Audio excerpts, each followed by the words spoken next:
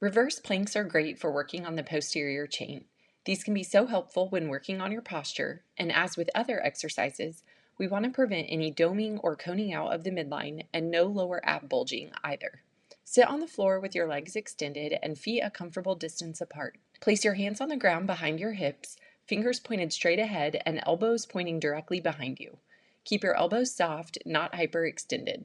Squeeze your shoulder blades back and together to open up your chest and keep the front of your shoulders open rather than hunched or rotated inward.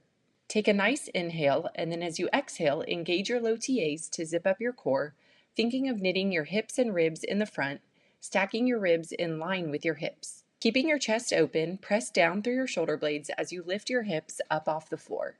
Ribs should stay in and down, not flaring up and out, because your scapular muscles should be holding you up and not your back.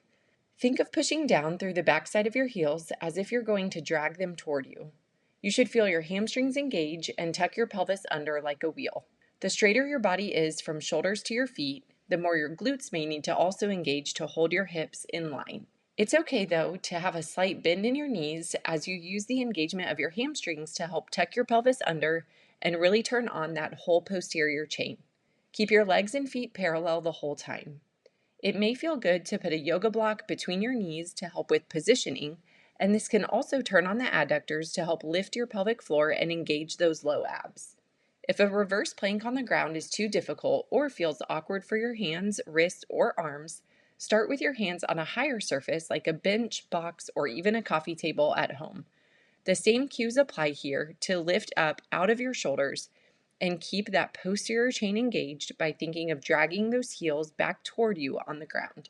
One mistake people make with reverse planks is lifting and arching through the back rather than letting the work be done by the scapular muscles. The other issue I see is sinking down into the shoulders rather than pressing up out of your shoulders to hold your body off the ground.